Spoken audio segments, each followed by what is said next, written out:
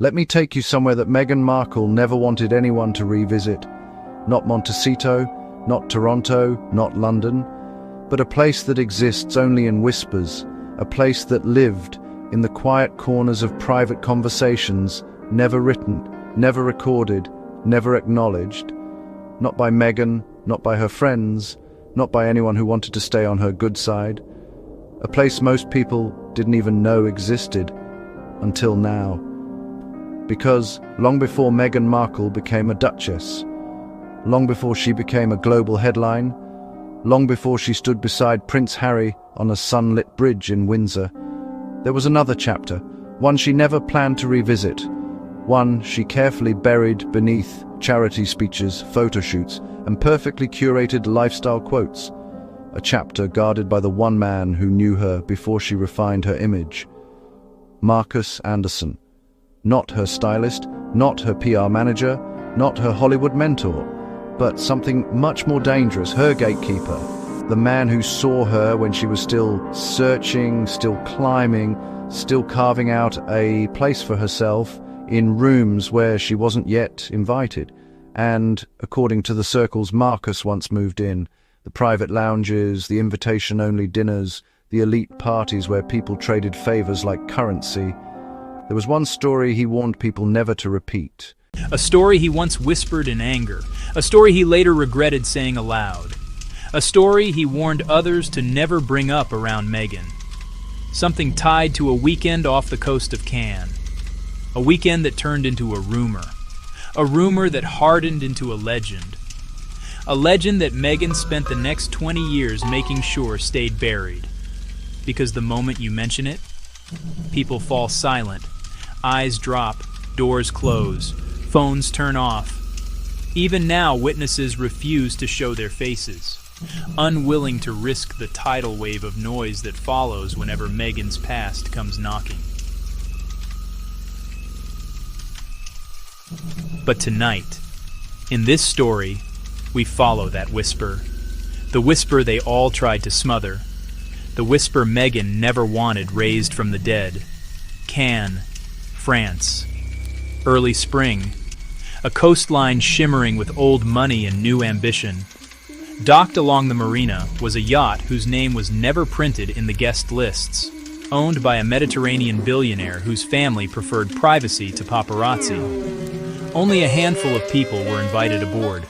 Not actors, not models, not socialites looking for a photo, but the people behind them, the investors, the fixers, the deal makers, the ones who didn't want their names on page 6. According to the quiet circle that has held onto this story for years, Meghan wasn't on the official list.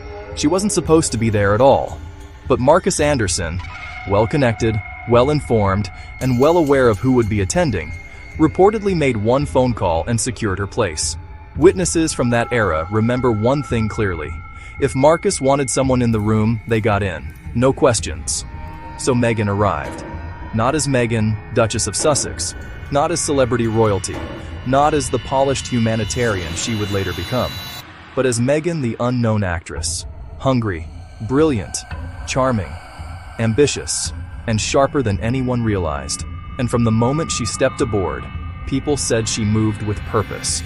She wasn't floating through the crowd. She wasn't hiding in the corner. She wasn't unsure of herself. She was studying the room, reading it, mapping it, like someone who understood exactly what kind of opportunity she had walked into. Here's where the whisper sharpens. Because among the nameless investors and private guests, there was one person Meghan had allegedly heard would attend. Someone whose presence changed the energy of the entire yacht. A senior royal figure. Not Harry, not William, not Charles, but someone older, more powerful, more connected in the early 2000s.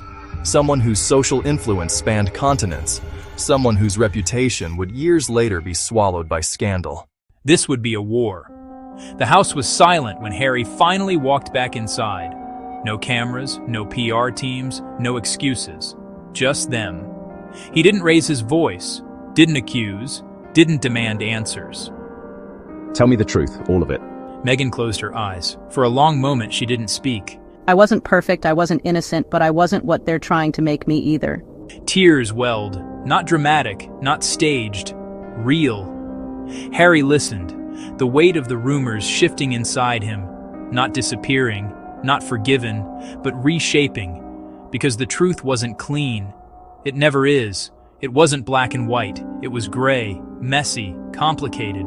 The kind of truth that destroys public narratives but saves private marriages. When she finished, Harry leaned back, exhausted, heart torn, mind racing. We face it together. Not because he fully believed her, but because he wasn't ready to lose her. Not yet. By morning, Hollywood was buzzing. The palace was preparing statements. Social media was in meltdown. Investigators were circling. And Harry and Meghan stayed behind locked gates, silent. Because now the world didn't just want answers. They wanted blood. And the yacht scandal that never existed had now become the biggest royal mystery of the year. But one truth remained. Once a past is dug up, it never goes back into the ground.